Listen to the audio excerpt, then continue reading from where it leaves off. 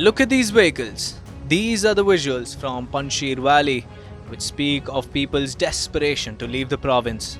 The footage captured by one of the residents in the valley reveals the fact that people are fleeing from the province. After the world witnessed an exodus in Kabul, the focus is now on Panjshir, which the Taliban claims to have captured.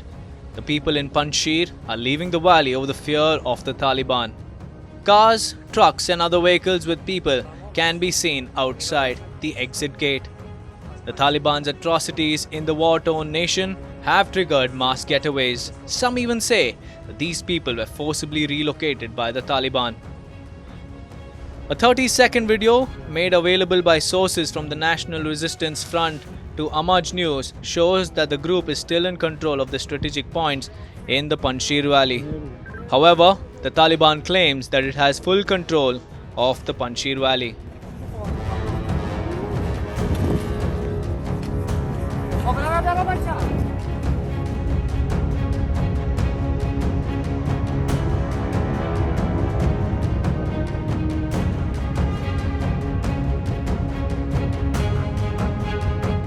Broken guitars, destroyed piano, and other instruments completely wrecked. This is an exclusive video of the Taliban destroying all the musical instruments in Kabul.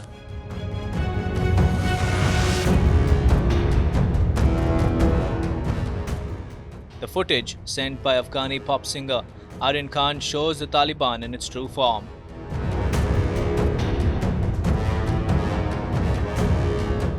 Islamist insurgents outlawed music and barred women from jobs. The Taliban has been targeting musicians and artists since taking over Afghanistan, accusing them of violating their vision of Islamic governance. Images tweeted by British journalist Jerome Starkey shows grand pianos smashed up in Kabul state recording studios. The Taliban spokesperson had said that music is un-Islamic.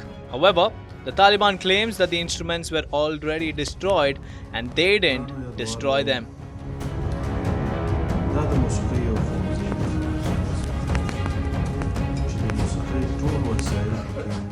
A stake for women in the new government of Afghanistan has always been a bone of contention.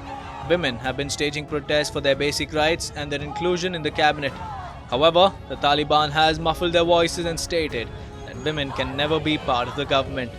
A spokesperson also went on to say that women should only give birth and that their claim to a stake in the government is invalid. Also hitting out at the protesters, the Taliban claimed that the agitators cannot speak on behalf of all women in Afghanistan.